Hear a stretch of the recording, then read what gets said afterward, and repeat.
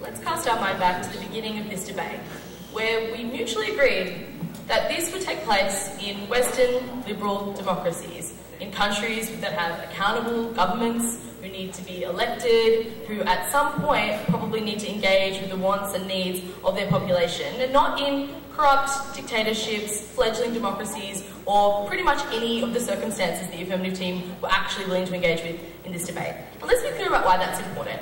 Because in a Western liberal democracy, a government faces a significant amount of backlash from pardoning any individual.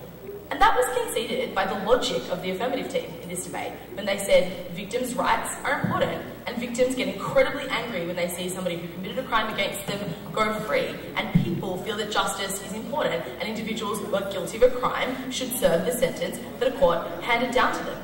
All of that logic proved our point, which is that it's hard for a government to pardon any individual, that they are accountable to people on the ground and are not handing out corrupt pardons left, right and centre.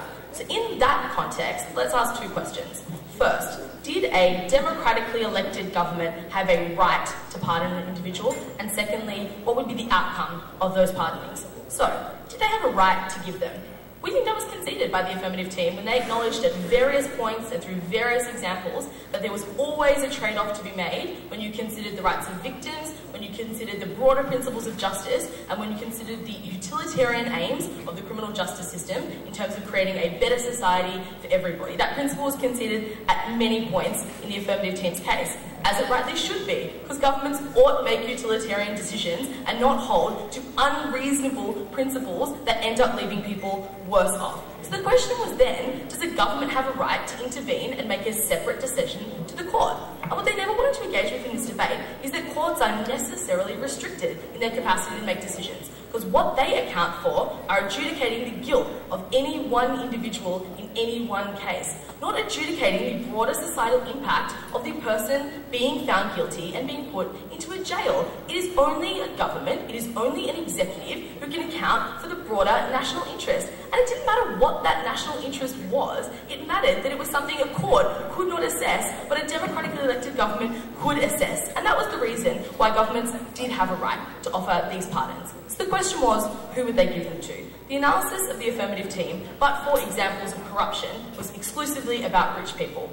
We conceded in this debate that it might be true that in the same way rich people already have preferences in society, they may be more likely to get a pardon. But what we told you is those people were not so powerful that they'd managed to totally obfuscate justice in the first instance, given they'd been found guilty. So we questioned whether or not that would be a completely likely circumstance, and also pointed you to the reality, which is that it hasn't really happened in the context that we're talking about, no real engagement. What the affirmative team didn't really want to talk about were the many other sets of circumstances we outlined where there is a national or international diplomatic or political interest to pardon these individuals, where there is a humanitarian reason to pardon these individuals. The one response we really got from Sadiq was that this was an argument to pardon everybody, and surely the outcome of that would be that nobody would ever come forward to report a crime, and that you would never deter individuals for committing a crime.